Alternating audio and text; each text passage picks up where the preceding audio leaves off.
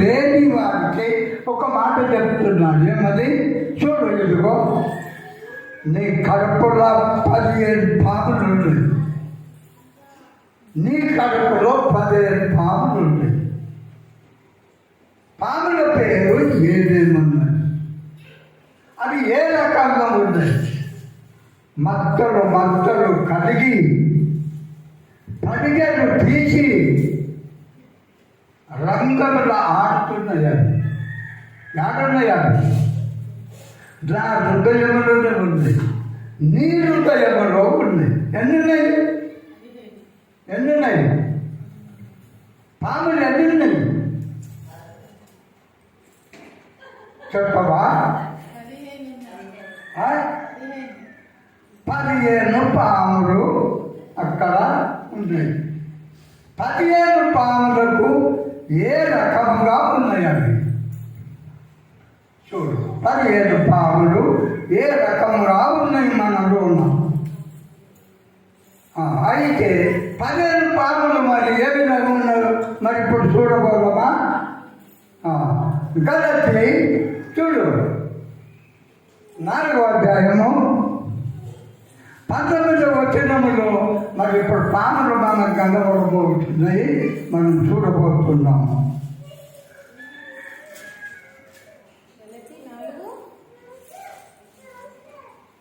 19వ అధ్యాయం. శరీర కార్యములు చట్టమై ఉన్నాయి. అవి ఏ కదగా? జడత్వము ఎత్తుకో, అందరు ఎత్తుకోండి. జడాత్వం, అపవిత్రత, కామకత్వం, విగ్రహారాధన, వ్యభిచారం, దేశం, కలహం, మత్సరములు, కోపములు, కక్షలు, భేదములు, ఈమతములు,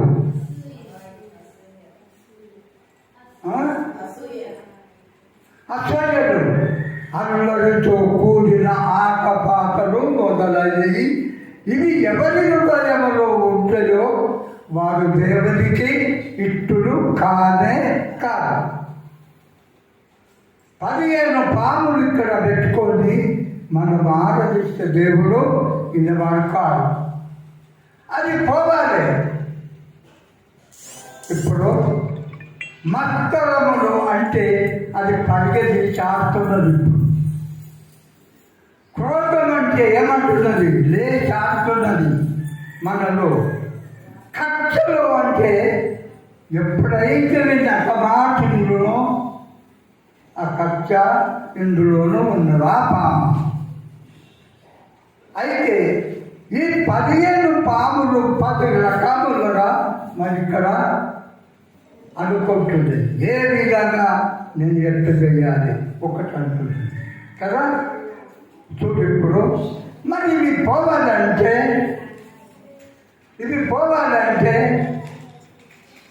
ఏం చేయాలి మనం?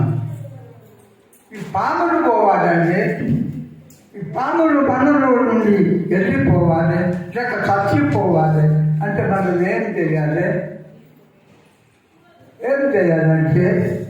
దుఃఖంకు పోవాలి, చేపకు పోవాలి. పోయి అక్కడ గోలి కొనుక్కోవాలి. ఆ చేప ఎవరిది? చేపు ఏసయ్య చేపు. ఏసయ్య చేపకు పోతే ఆ గోలిని మనకు దొరుకుతుంది. ఆ గోలిని తీసుకొని మనము రావాలి. మరి ఇప్పుడు ఆ గోలి పేరేమది? ఓకే, గోలి పేరు తెలుసా?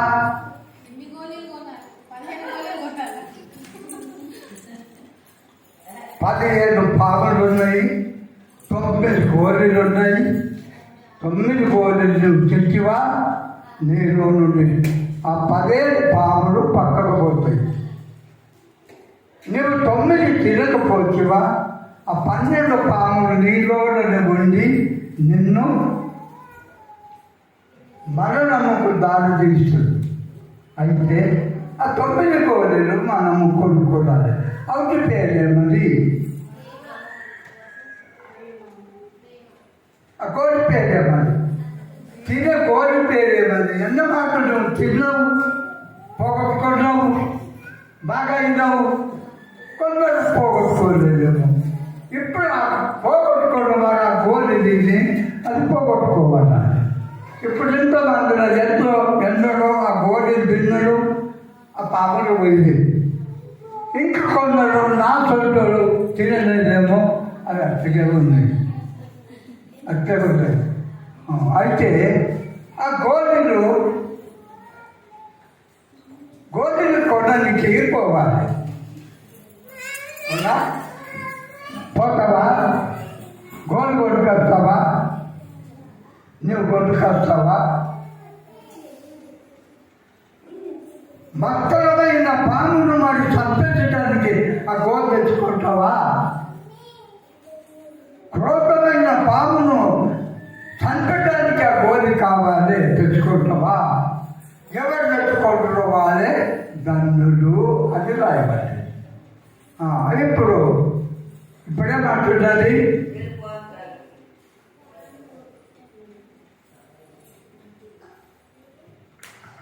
ఏమంటున్నది? దొరికిందా?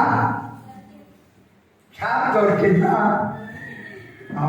చేప దొరికితే ఇప్పుడు చూడు, ఆ చేపలో ఎన్ని గోళీలు అయితే ఆ గోళీ తినాలి. గోళీ తింటే ఆ పాములు వెళ్ళిపోతాయి. ఇప్పుడు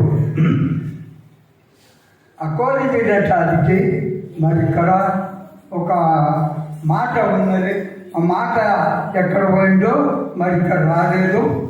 మరి ఇప్పుడు అది వచ్చినాక చూసుకుందాం. మరి చూడు, ఇప్పుడు ఏమదంటే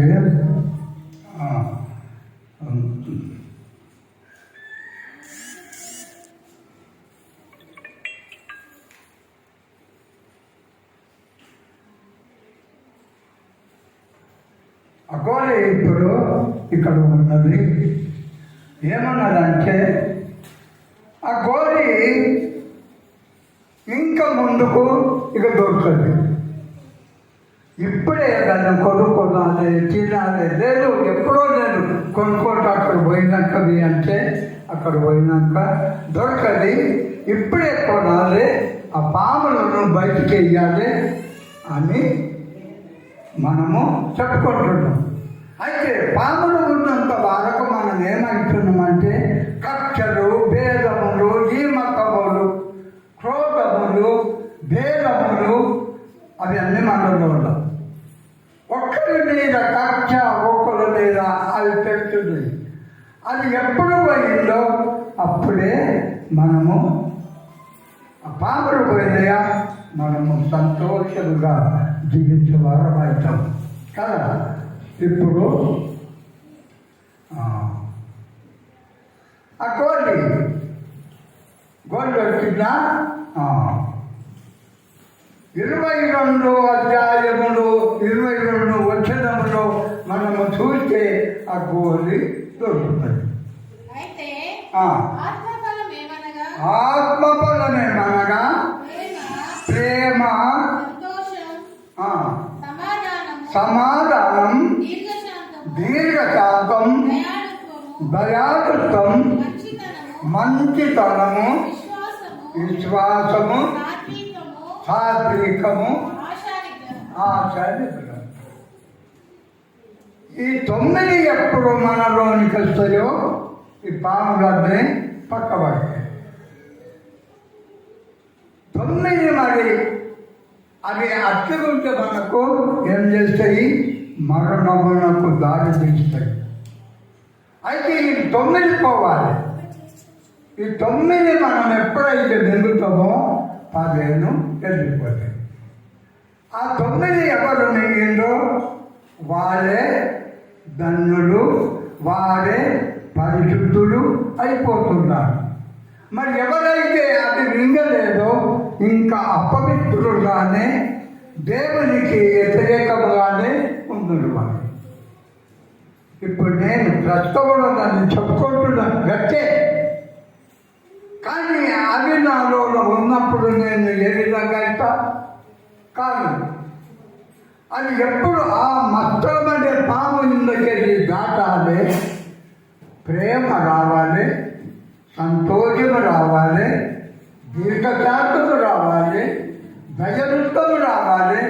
అప్పుడు వచ్చినప్పుడే మనం ఏమవుతాము, దేవునికి ఇట్టులా అయిపోతాం.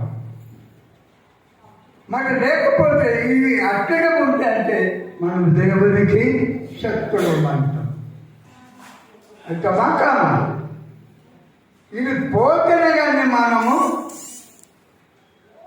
దేవునికి ఇష్టమైన మనుషులు. అప్పుడు మన ప్రార్థన దేవుడు వింటాడు, మన పాట దేవుడు వింటాడు. అయితే ఈ కోటి మింగిన వారు ఎక్కడ పోతారు? ఎక్కడ పోతారు? ఇది ఇక్కడ పోయింది. ఇప్పుడు గోడు నెంగినవు, అవి వెళ్ళిపోయినాయి. ఇప్పుడు ఎక్కడ పోతావు అంటే నీవు కన్నులు మూసినవు, లోకమును విడిచినవు, ఎవరి దగ్గరికి పోతావు? గోడు నిన్న వారు ఎక్కడ పోతారంటే తండ్రి అయిన అబ్రాము సంతతికి పోతారు. గోధి తినని వారు ఎక్కడ పోతారు? వాళ్ళ తలం నేర్పున్నది. అయితే అబ్రాము సన్నిధిలో నువ్వు చేరినప్పుడు, నీ కన్నులు ఇక్కడ మూసినప్పుడు నువ్వు కన్నులు ఆడగలుగుతావు. అంటే ఆడబోయి తెలుస్తావు. ఆడ తెచ్చినప్పుడు నీకు ఎవరు కన్నబడతారా? తండ్రి అయిన అబ్రాము కన్నబడతాడు, మన సోదరుడైన లాజరు కనబడతాడు, పరిశుద్ధులు కనబడతాడు, అందరు కనబడతారు.